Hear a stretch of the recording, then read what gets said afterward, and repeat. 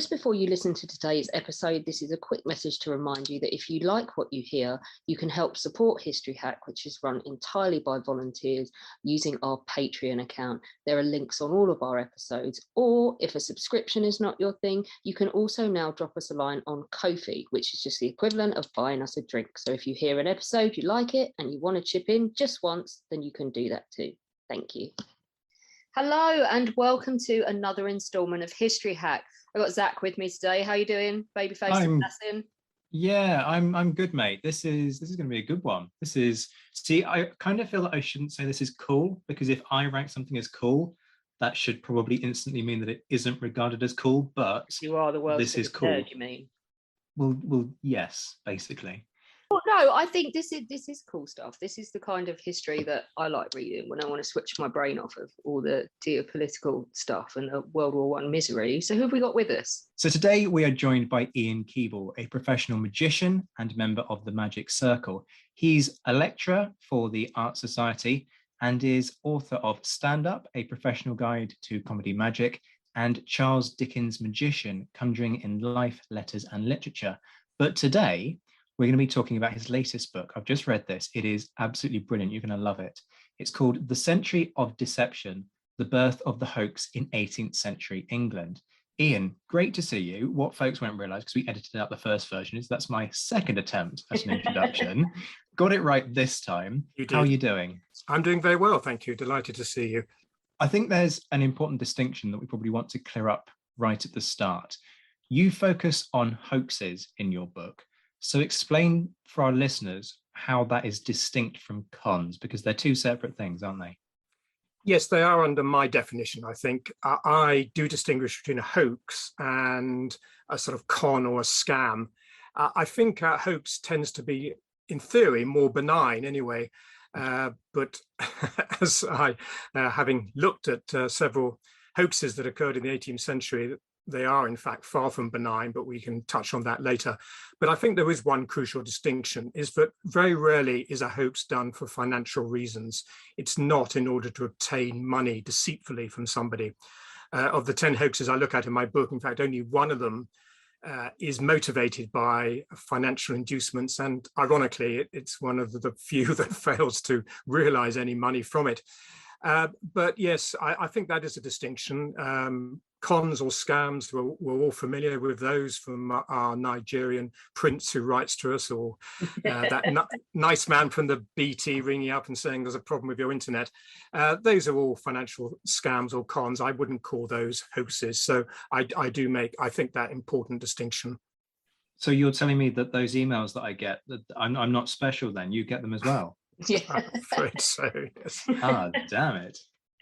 One of the things you also make clear at the start of your book is that you had a massive volume of available information to pick from. So talk us a bit through your research process and how, because you were very particular about only wanting to focus on this century, weren't you? Why is that?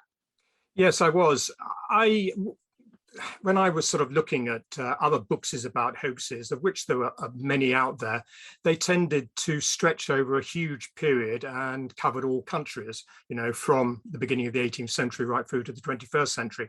I wanted to focus in much more detail, because I do think if you do focus on individual hoaxes and really get into them, you find out much more about them. You know, you find out more about maybe the motivation of the person who's perpetrating the hoax, and also why it works. And if you just have a very sort of a couple of paragraphs about an individual hoax, you really can't get into that. So I did want to focus on a much smaller number of hoaxes. I chose the 18th century because it's a period I've always been interested in. And I also felt that it's really only from 1700 onwards that we have sufficient information about individual hoaxes to write about them. Because prior to that, although obviously hoaxes did occur, there might be a single documentation, a single pamphlet, a single newspaper article about that hoax. But from 1700 onwards, we'd had not only newspapers and journals, but pamphlets, satirical prints, the 18th century equivalent to today's cartoons, court transcripts, and even theatrical reproductions of these hoaxes on stage. So we had all this sort of massive amount of information. So that's why I call it the birth of the hoax in the 18th century. Why only 100 years? Well, I think we tend to work in 100 years anyway when it comes to looking at anything. But it so happens that also in the 18th century, I think the hoaxes are particularly entertaining, because not because of people's stupidity or gullibility, as I argue in my book, but maybe because they are slightly more naive and lack of knowledge. By definition, the hoaxes are more amusing. Nobody is probably after 1800 is going to believe that a woman could possibly give birth to rabbits, but that is something that people believed in the 18th century. And similarly, that a man's going to climb inside a bottle on the stage of a theatre, again, unlikely perhaps that people would have fallen for that, 100 years later. So I think it's that sort of combination of, by chance, the hoaxes in the 18th century are particularly fun and entertaining. And also it just seemed a very sort of neat time period to look at. I mean, you say people wouldn't be taken in by things like that, but I've been in certain parts of Southampton where, frankly, I reckon they probably would believe in the whole giving birth to rabbits story. And what you say there brings us on quite nicely to kind of where I want to take this for the next bit and look at some of the examples, because some of the people you cover and their lies just sound frankly mental. So let's start with the guy who pretended to come from a Far Eastern island, despite obviously looking European rather than Asian. So tell us about, and I'm going to ruin the pronunciation here, so apologies in advance. Tell us about George Salmanazar.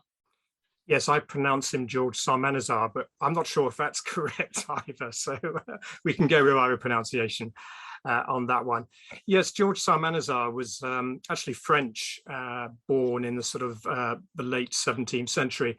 And he came from quite a poor family, but he was very, very well educated. He could speak sort of fluent Latin and Greek in his sort of early teens. And from a very early age, he started sort of creating a sort of an external persona. To begin with, he wanted to earn some money by making a trip from his back from a job which he had back to his hometown. So he pretended that he was an Irish pilgrim setting forth on Rome and begging alms on his way. And because he spoke fluent Latin, he managed to get away with that subterfuge. Later, when he sort of started out trying to survive on his own, he joined the Dutch army. And even before that, he pretended that actually he came from Japan. And he started sort of making up a Japanese language and behaving like he felt Japanese people would behave.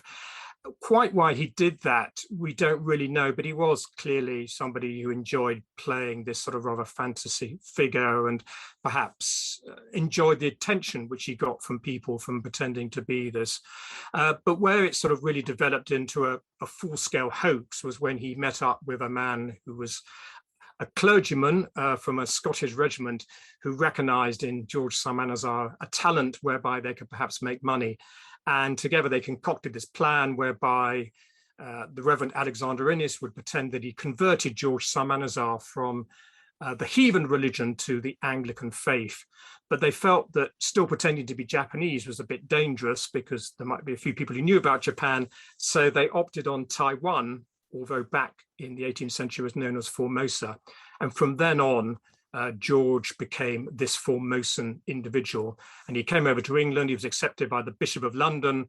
And that sort of started his career and his whole life as a Formosan person. But to answer your specific question, how did he get away with it, given that indeed he was a white man with blonde hair? I think there were quite a number of reasons. The first of all, actually, was the fact that he was accepted by the Bishop of London. The Bishop of London absolutely believed that George was Formosan and that he had been truly converted. And if you have a figure of authority, that sort of gets other people to agree with your idea or your hoax. So that was number one in his favor. Two, he was also, by all accounts, a very nice young man. He didn't seem to have any particular faults. He wasn't a womanizer. He wasn't a drinker. He wasn't trying to exploit his fame for money particularly. And I think people invested in him as a young man who was perfect, a perfect vehicle for somebody who'd been converted to the Anglican faith. Also, he was a very good liar. And by that, I mean, he had a very good memory, which meant that whatever he said, however ridiculous, about Formosa, he would never change his mind. And it was always quite hard to argue with somebody if they always keep the same point and never change their mind. So that was another point. In the individual points about the fact that he was a white man with blonde hair, well, his response to that, because he was always a very good arguer and debater, was that he actually came from a very wealthy family in Formosa. They didn't let him outdoors much, and therefore he wasn't exposed to the sun. And of course, this kicked in with the theory back then that the color of your skin was dependent on how much you'd been exposed to the sun. We're not talking about idiots, are we? Was Samuel Johnson not a mate of his? Like, he's not just talking to gullible like peasants, is he? He's actually got everyone going with this. Well, to be fair, Samuel Johnson, he was friendly with Samuel Johnson, and Samuel Johnson later said that actually George Psalmanazar was the man he most admired. But I don't think it was for his lies over Formosa. He admired him because of his work ethic, because eventually George had to find another way of earning a living. He could only go so far, by pretending he was from Formosa and exploiting that for money. So he actually became quite a good sort of hack writer, writing books anonymously. And that's the point where he met up with Samuel Johnson. But Samuel Johnson was quite amusing because he was asked, do you ever talk to George about Formosa? He said, I don't even talk to him about China. So it was a subject which Samuel Johnson avoided, I think. So I think they bonded over the sort of work ethic and sort of Christian ethics that George Psalmanazar had. I'm sure Samuel Johnson didn't believe that George generally came from Formosa by the stage he met up with him.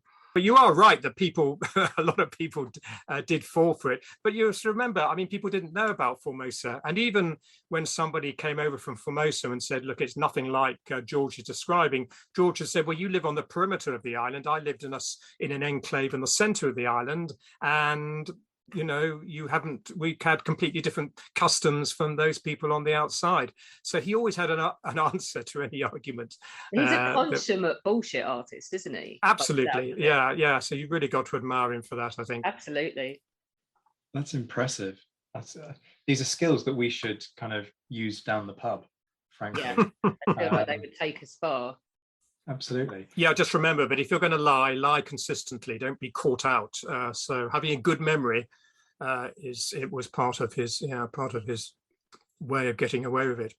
There you go. Not only are we giving you like historical expertise, we're also giving you expertise on how to hoodwink people and lie to them effectively. So there you go. History Hack, providing all the answers to your life's needs. Or to become a sociopath, you mean, as well as a historian? I was going to put that to one side, but yeah. Because surely, yes, he made money out of it for a certain amount of time. And then had to change because people were like, yeah, so what, you're from Formosa. But surely there were quicker, easier job opportunities. Why did he do it? Why live a lie? Well, I don't think there was for George. Remember where he came from. He came from a low peasantry family in France, and to make your way in the world would have been extremely hard. He arrives in England, and the only thing he's got going for him is the fact that he's from Formosa. And he's obviously exploited by this clergyman, the Reverend Alexander Innes, who I suspect made a lot more money than George ever did. And it was Innes who actually persuaded George to write the book, which was published in 1704, which was an historical and geographical description of Formosa, which goes into wonderful detail. Absolutely completely made up, not a grain of truth in the whole thing.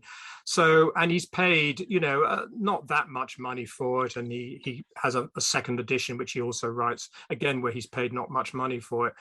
But so that's basically how he's sort of earning his living. And also because people who were sympathetic to his cause, i.e. the sort of friends of the Bishop of London, used to sort of put him up and give him sort of charitable donations. But, how else could he earn his living? Eventually, he segued into writing, as I say, because that was obviously what he was skilled at. But to say there's easier ways of making a living, I'm not sure if there necessarily was. And what happened if he confessed at that point? He would have been disgraced and probably could never face society again. So there was nothing advantageous in telling anybody that he was not from Formosa. He confessed, of course, at the end when in his autobiography, which was published posthumously, which he insisted on. It wasn't published until after his death. That is the problem for these people, and we'll kind of touch on this as we go. But once you've started this, and particularly once you've become famous for this, you've got to keep it going, because if you turn around and say, actually, you know what, I lied. Honor's a big thing in 18th century and 19th century society. And if you basically said, by admitting this, I've got no honor, I've literally lived a lie, then your name's going to be mud, isn't it? I think probably, yes. I mean, it's very hard to ascertain what would have happened if he had confessed earlier. But yeah, I can't see any upside of him confessing, to be honest. I think that's, yeah, I'm sure it was a judgment he made at the time anyway. Let's move it on to another, perhaps less wacky one, but certainly an odd one. You talk at one point about a ghost communicating through knocking noises. So tell us about the story that surrounds William Kent. Yes, a couple of lovely innuendos in this particular story, as it all happened in Cock Lane, and the ghost was known as Scratching Fanny or Rapping Fanny. So I'll leave you to make your own jokes on that. But that's a history hack joke just waiting to happen, isn't it? But yes, it's a strange, convoluted story. It's essentially a man called William Kent, and he had his partner. They were never married for various reasons. A partner called Fanny, and they were staying in Cock Lane for a period of time with a man called Richard Parsons, who had a young daughter called Betty Parsons. And even while they were there, sort of knockings and rappings were heard in the house. But they left because Fanny became pregnant. But sadly, she died during the pregnancy. She caught smallpox and died before she had the child. And sort of William Kent moved on. But about a year later, these sort of rappings started up again in Richard Parsons' house. And it turned out that they only occurred in the presence of young Betty Parsons, who I think was about 12 or 13 years old when essentially she was lying in bed. And Richard Parsons called in a man called John Moore, who was had sort of Methodist tendencies, who did believe at that time in sort of witchcraft and ghosts. And together they derived a means of communicating with this rapping spirit, as it was known, with these sort of knocks. And essentially they discovered that the rapping spirit was in fact Fanny, who her ghost had come back, and by communicating one rap for yes and two raps for no, they were able to have long conversations with her. And during those conversations, she actually accused William Kent, her partner, of murdering her by poisoning. So that was the sort of setup of the story, and it became quite a sensation. People came around in carriages to witness rapping Fanny at work. And of course, Betty was lying in bed at the time. So one could argue that underneath the bedclothes, she could have been sort of banging away in order to produce these noises. But I almost certainly there were accomplices involved, both Richard Parsons and his wife, and also a next door neighbor as well, I think, was involved. So even if Betty was unable to make the rappings, other people in the room could possibly have made the rappings too. It's quite hard actually to know where noise is coming from. So if you can imagine there's a full room of people and somebody is standing at one end sort of knocking the wall, it's unlikely you would detect or be able to work out exactly where the sound came from. So yeah, it was very, very dangerous for William Kent, because he was literally accused of murdering Fanny. This is the things people did before Netflix. It's incredible. Much more entertaining. This one, I think Zach has just put in the list just to piss Beth off, because she loves Shakespeare. He's nodding with a mischievous look on his face. The fake Shakespeare play. What was the deal with William Henry Ireland? Yeah, as I sort of mentioned earlier, part of the fascination I had with this book is to work out both how the hoaxes were carried out, but also the motivation behind the hoax.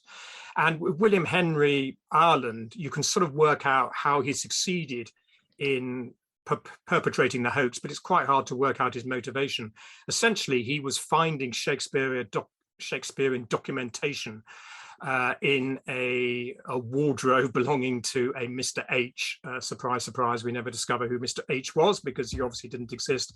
And he was giving them to his father. His father was obsessed about Shakespeare and desperate to get hold of any Shakespearean ephemera. So the motivation at first appeared to be to ingratiate himself with his father. But why it sort of worked was he's very clever, because he didn't just sort of start off by producing a whole new Shakespeare play, which everybody would have scoffed at and not believed. Yeah. He actually began by producing very boring ephemera, things like sort of bills of exchange and financial documents and notes relating to thespians' pay. And obviously people then said, well, why would anybody bother to forge such boring stuff? It therefore must be genuine, because it was signed by Shakespeare and had sort of Shakespearean references. So he gradually built it up and sucked his father in, I guess, into believing in the early documentation, which means that when he did come out with a complete new play, which was called Vortigern, supposedly by Shakespeare, by that time his father was too far in it to question its veracity, because once you question one piece of documentation which you receive, the whole house of cards collapses. Yeah. So it was a very sort of cunning way of sucking his father in, and his father also sucked other people in. He invited people around to his house to look at this ephemera, and he actually got them to sign a book to say, yeah, this is genuine, including famously James Boswell. Back to Samuel Johnson again. James Boswell actually said he'd never seen anything so amazing. He was quite ill at the time, so we'll forgive him for his error of ways. I mean, is this, I'm just trying to get my head around this. So he's passing this stuff to his dad. Is this like, a way of earning pocket money that just gets out of hand? No, I don't think so, because his father was quite mean. He didn't really give his son anything at all. His son didn't seem to sort of make any demands on him. Eventually, the play was actually staged for one night at the Drury Lane Theatre on the 2nd of April, one day after the 1st of April, on the 2nd of April, 1796. And the father was paid money because he basically had the ownership of the play, and he did give some money to his son. But his son didn't actually get any money out of it at the time. We're just not quite sure. I think, as I say, the motivation perhaps to begin with was to ingratiate himself with his father. His father thought he was very stupid. And of course, rather tragically, when it was all revealed as a hoax, his father just wouldn't believe it. He just couldn't believe that his son was capable of writing a complete Shakespeare play, which he considered actually to be quite good. So it seems that he went to his deathbed believing that his son had not hoaxed him, if you like, that these papers were in fact genuine. So it was a very sort of odd relationship between the two of them, clearly. And when that play went to theatre and people kind of saw it, is that the point at which people went, no, this isn't Shakespeare? or did it kind of perpetuate after that? I think that was the culmination of it, although there was a book, Samuel Ireland insisted, having received all this ephemera, which obviously was only available to certain people to look at, and many Shakespearean scholars weren't allowed near it. But he became, so convinced that they were true that he published a lot of this information, which was very dangerous, of course, because now it was out there. And a very distinguished sort of Shakespearean scholar, a man called Edmund Malone, wrote basically a devastating attack on all the stuff that had been produced by William Henry. And at that point, the papers and intellectuals realized that it was almost certainly phony. But I think, but he didn't publish the play. So the first time anybody saw the play was when it was actually staged. But that really, so it all rested on basically on the play succeeding. And Samuel Ireland actually sort of sent a leaflet around to people coming into the theatre saying, don't believe Malone's book, judge for yourself whether this is a genuine Shakespeare play or not. But unfortunately, the audience did judge for themselves and did decide that it wasn't up to the mark. And that was the first and last time it was in fact staged. I'm really interested in us kind of pausing for a moment and kind of digging into some of this. I mean, we've talked about William Kent and how he was on trial, sorry, wasn't on trial, but he was accused of murder. And, you know, that's a dangerous situation to be in. We've got people kind of producing stuff that they are basically claiming are historical documents, you know, whole Shakespearean plays. This is part of Shakespeare's canon, accept it. And I'm kind of interested in where the line lies between a hoax being just something that's designed to hoodwink people a little bit and where it becomes a bit insidious. Because even within history more generally, and you know, we saw an example of this recently with people claiming that Wellington had said something effectively racist, and actually it turned out that it was a quote attributed to another person that had originated in a novel. So that was a bit of egg on somebody's face for that. So you get these things where people make genuine mistakes. You get these situations where people put material out there so that it gets accepted. If folks don't know about the whole thing surrounding A.D. Harvey, go and look that up. The guy just basically made up a whole load of random shizzle to do with Dostoevsky and Dickens. So I guess where does the line, is my question. Where's the line that sometimes gets crossed where this actually becomes quite damaging? Yes, it's hard to know, I think, sometimes when the hoax starts out, but it's going to become that damaging.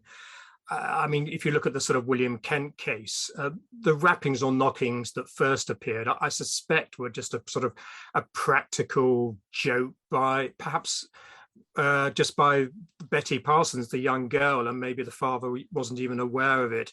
But then they began to have a little bit more fun with it. They actually spooked out a local publican, and at that point there was no inference that the ghost was in fact Fanny, the dead partner of William Kent. What happened though was that Richard Parsons fell out big time with William Kent. He was a bit of an alcoholic, and he borrowed some money from William Kent, and William Kent had to sue him to get the money back. And then a friend of Fanny's family came around and started trying to find a little bit of dirt on William Kent because of relationships with a will, which I won't bother to go into. But the point was that Richard, I think, then saw an opportunity maybe to be a little bit more vengeful. And that then crept into, yeah, absolutely horrors of actually accusing William Kent of murdering Fanny. So absolutely, it started off, you know, as a bit of a prank and developed into something which was very dangerous, potentially for William. And I think that's true, perhaps, of a lot of hoaxes. You know, you're just not quite sure what's going to happen or what the outcome is going to be. I mean, my favorite hoax is the bottle conjurer hoax, which is, on the face of it, extremely benign and great fun, because an advertisement was put in the paper that a man would climb inside a bottle on the stage of the new theatre in the Haymarket. He would climb and sing and dance inside the bottle. It was an ordinary sized bottle, you know, it wasn't a huge bottle. And unbelievably, although the audience turned up, which they did in their hundreds, unfortunately the performer did not. So that could have been the end of it. You know, somebody from the theatre company came out on stage and said, you know, basically, you've been hoaxed, but don't worry, you're going to get your money back. But unfortunately, at that point, a riot immediately started. The inside of the theatre was smashed. You know, the takings were stolen. People had items pickpocketed, and they took all the paraphernalia from the theatre, the staging, the curtain, the scenery, and burnt it in a huge bonfire outside the theatre. So from what appeared to be, you know, a bit of a sort of prankish hoax, turned into a sort of full-scale mob riot with considerable damage done to the theatre. So yeah, often you just don't really know what's going to come out of these hoaxes. So it's very hard to, often they do creep into, as you say, something much more insidious than perhaps was first planned. I love that because you open with that bottle hoax at the start of your book, and I kid you not, it's probably the most enjoyable introduction to a book that I've read in the last year.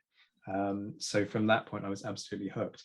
Thank you. Can I correct you on that one? Yeah, cover Go quote. for it. Nobody knows who I am. Famous historian Zach White. I got to ask you, which one completely blew your mind? What's your favourite one in the book?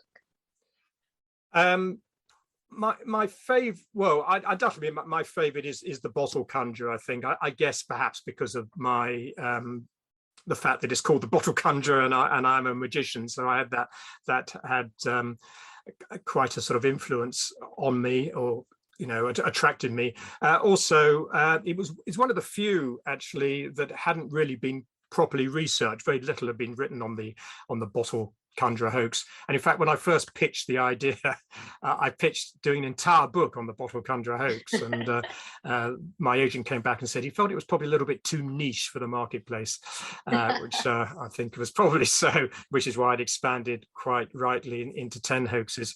So that's the one. Yeah, that's my own favorite. In terms of the one that sort of totally surprised me, I'm not sure if, I think in some ways one which I didn't know anything about, and which I really admired, was Jonathan Swift's astrological hoax, whereby he was trying to get back at a man called John Partridge, who was basically pumping out this propaganda in almanacs.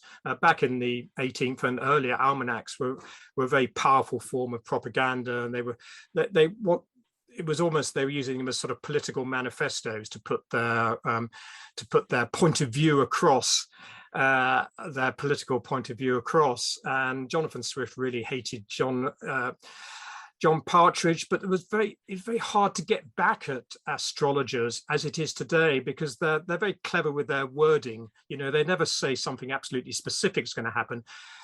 They put a sort of question mark about whether it might happen or it might not. So if it doesn't happen, they can say, well, I just thought it might. Didn't guarantee it. Yeah. Didn't guarantee it. And they have there's one comment where somebody put, good news from France, although not all might be of that opinion, which really does cut both ways, obviously. And they always had the fallback as well. They say the stars incline, but they do not compel. Which means, the inclination of the stars, this is going to happen, but if it doesn't happen, and they could always fall back on God. God in his infinite wisdom decided not to do what the star, changed his mind. So it's very difficult to get at these astrologers. And the genius of Jonathan Swift was that he made a prediction very specific to John Partridge, saying you will die on a certain date of a fever. And to make such a specific prognosis was completely unheard of, and I think it completely threw John Partridge. He didn't quite know how to respond to it. He actually sort of came back and said, well, I'm not dead, so your prognosis must be wrong. And Jonathan Swift came back and said, well, you're obviously dead, because only a dead man could speak such nonsense, and in any way anybody who is making astrological predictions must also be dead. So it was, and I think it completely threw John Partridge, who had no sort of sense of humor and just didn't know how to respond to this. And I think it just sort of sent up the whole idea of astrology and almanacs. So I just really sort of admired its brilliance and simplicity, and a way of, and I think that would work today. I'm very suspicious about mediums who go around the country telling people that they've communicated with the dead. I mean, if you actually made a statement that such and such a medium is going to die on such a date, they can't get you for sort of libel or slander on that, because you're just making a prediction. And I think they would find it quite hard even today to know how to respond to that. So yeah, I think a sheer brilliance. I really admire Jonathan Swift's. Is this kind of an area where you feel perhaps a degree of affinity? And I kind of emphasize here that I'm not talking about the insidious ones, but where, because you're a musician, right? And so it's all about... Magician. I love that you got that. Oh my... For our listeners, Zach's brain just cannot differentiate the difference between a magician and a musician, and it's been hilarious. This is unreal.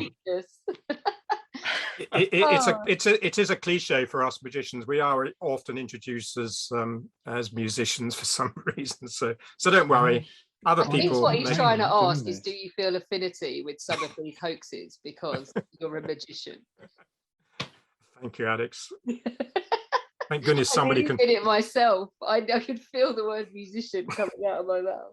Thank goodness somebody can string a few words together. Yeah. I'm not sure if I do actually. I rather sort of dislike hoaxes on the whole. I do feel that a lot of them do have this sort of cruelty element about them. And although people often sort of laughed afterwards, I think it's sort of a laughter of relief rather than necessarily a laughter of having enjoyed the hoax.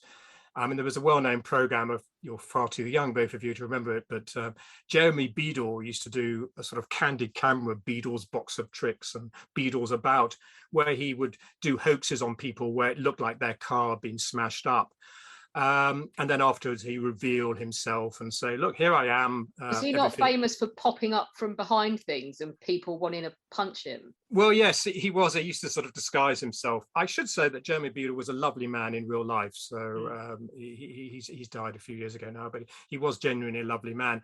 But yeah, you see, we had these pictures of these people sort of weeping and crying in horror, and then they would cut to them watching the incident in the studio and having a good laugh, and then afterwards they would laugh. But I did feel it sort of laughter as of relief rather than genuine laughter. So I do feel actually personally slightly uncomfortable with pranks or hoaxes. Nobody likes to look like a dick, do they? No. I think some people take it better than others, but no one enjoys it. I mean, nobody wants to mistake musician for magician, do they? No, I mean, then you look like a colossal anus, don't you? Yes. Brilliant. So one final question from me. This doesn't involve the word magician. There you go. I can say it. Proof of it.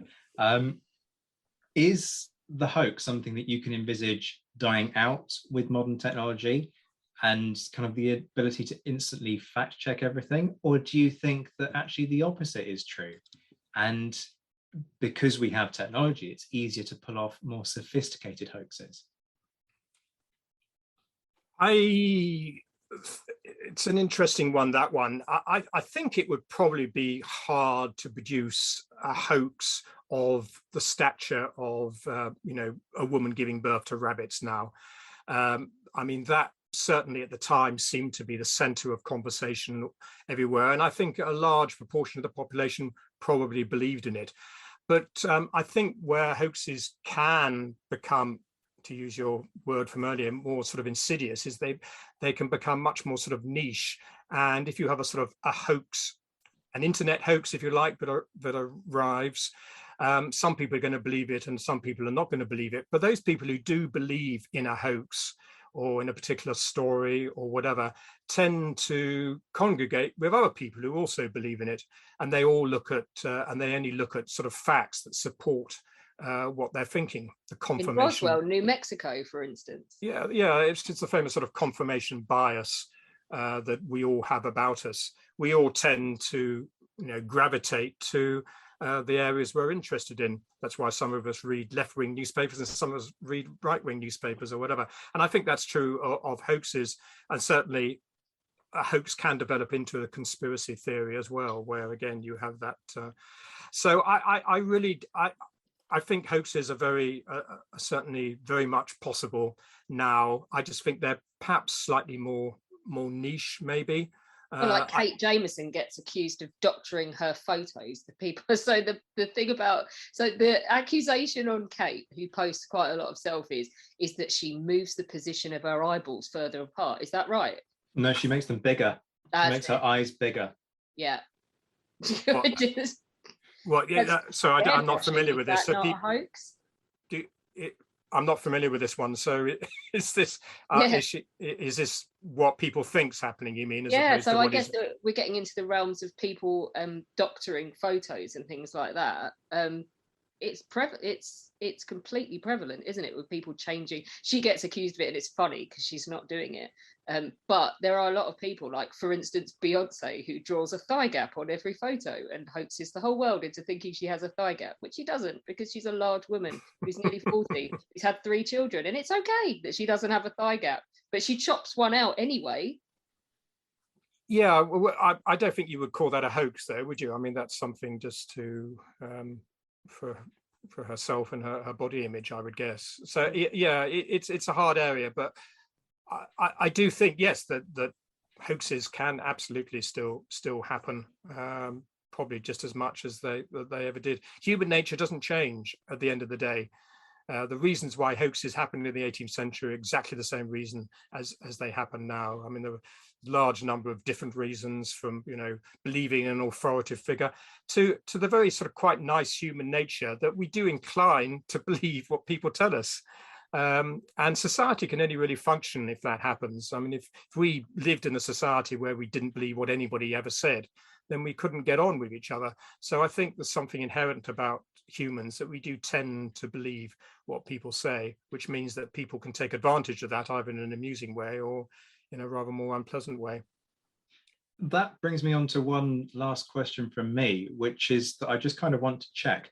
This whole thing isn't a hoax, is it? You know, all the people that you've written about, it is legitimate, because it did occur to me, because you open this so brilliantly. This is why I love the introduction. You open this and you've got everybody believing a particular thing, and then you turn it on its head. So, I mean, I asked this deliberately in a tongue-in-cheek way, but it is all legitimate, right?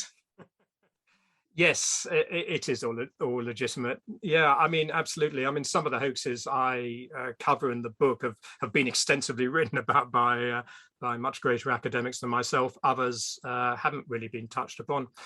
But yes, everything is checkable. Yeah, I do all the references. I don't actually have the references in the book because there were just too many to put in. But I have a website called thecenturyofdeception.com where everything can be checked up on all the references that I make in the book. So it is absolutely factually based. Obviously, from time to time, I put my own opinion on a hoax, and I think part of the fun of it is maybe, you know, you putting your own opinion on it and saying whether you agree or disagree with what I say. Because some hoaxes, as I say, we don't know necessarily what the motivation was, and in one case, the case of a woman who supposedly was kidnapped and kept in a house for 28 days without food or water. We still don't know to this day whether it was in fact a hoax or in fact the woman was genuinely kidnapped and exploited. So yeah, something even today we can discuss and argue about. Ian, this has been brilliant. Thank you so much for your patience, where I've called you a musician and not a magician.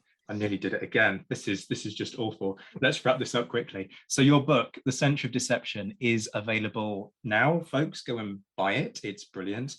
And thank you so much. Come back at some point and talk to us about magic, and I will try and get my tongue to actually operate properly that time. I'd be delighted to do so. Thank you very much indeed. When our guests join us to talk about their work and their new book, the 45 minutes or so they spend with us is just a taster of all their efforts. So to this end, we have launched our very own bookshop on bookshop.org, where you can find our guests' latest and greatest books. You can support them, and you can support History Hack too. 10% of every sale via our bookshop supports the podcast and allows us to keep at it and bring you more amazing guests. You can find our bookshop at bookshop.org/shop/history hack, or just search on bookshop.org for us under the shops bit. Thank you for your continued support, and here's to your next great